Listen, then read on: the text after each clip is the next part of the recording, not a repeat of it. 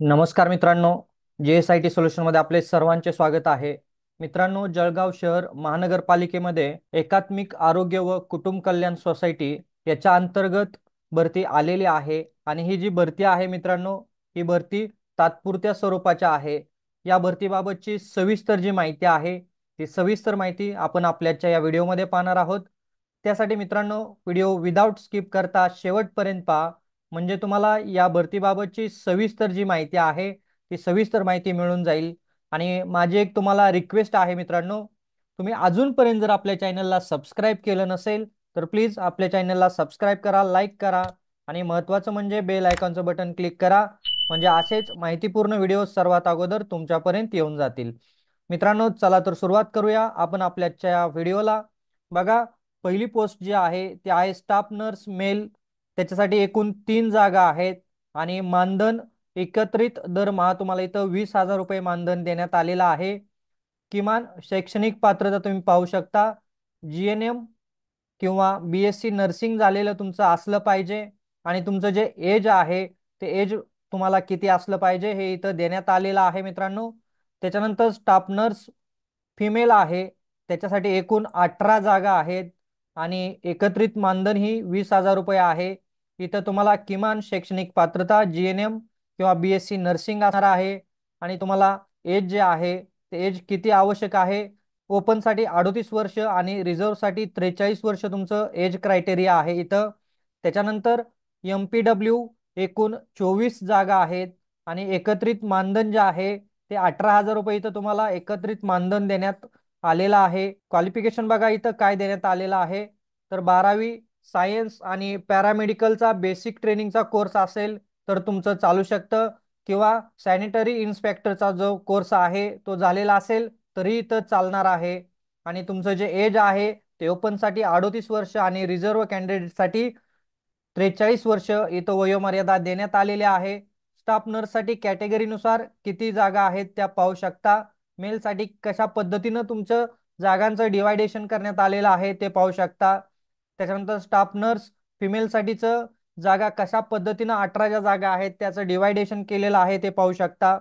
त्याच्यानंतर MPW साठीचं category wise जे काही डिवायडेशन आहे जागांचं ते इथं तुम्हाला देण्यात आलेलं आहे. आणि मित्रांनो, हे जे काही तुम्हाला अर्ज भरायचे आहेत हे अर्ज ऑफलाईन पद्धतीनं भरायचे आहेत. तुम्ही बाय हँड किंवा स्पीड पोस्टनं वगैरे जे अर्ज आहेत ते अर्ज बंद लिफाफ्यामध्ये पाठवू शकता. आणि तुम्हाला अर्ज करण्यासाठीचा पत्ता इथं देण्यात आलेला आहे, तो पहा. पत्ता काय आहे, आरोग्य अधिकारी तथा प्रमुख वैद्यकीय अधिकारी छत्रपती शाहू महाराज हॉस्पिटल, शाहूनगर, जळगाव. पिनकोड आहे 425-001 हा पिनकोड आहे. या जो ॲड्रेस दिलेला आहे या ॲड्रेसवरती तुमचं ॲप्लिकेशन तुम्ही बाय हँड किंवा स्पीड पोस्टने बंद लिफाफ्यात द्यायचं आहे. तुमचे जे काही एज्युकेशन क्वालिफिकेशन असेल, एक्सपिरियन्स असेल, ते सर्व कागदपत्र त्या लिफाफ्यामध्ये टाकायचे आहेत. याच्यासाठी मित्रांनो आपल्याला DD ही काढावं लागणार आहे आणि DD किती रुपयाचा काढणार आहे ते आपण पुढं पाहणारच आहोत. तुम्हाला ऍप्लिकेशन जे आहे ते मित्रांनो 20/8/2024 पर्यंत तुम्हाला हे ऍप्लिकेशन सबमिट करायचं आहे, हे इथं लक्षात घ्यायचं आहे. आणि तुमच्या ज्या काही सूचना वगैरे असणार आहेत या भरतीबाबतच्या, त्या तुम्हाला ही जी काही वेबसाईट दिलेली आहे arogya.maharashtra.gov.in ही जी काही वेबसाईट आहे त्या वेबसाईटवरती तुम्हाला ज्या सूचना किंवा तुमची जी काही मेरिट लिस्ट आहे ती इथं मिळणार आहे. त्यासाठी तुम्हाला ही वेबसाईट वेळोवेळी चेक करणं आवश्यक आहे.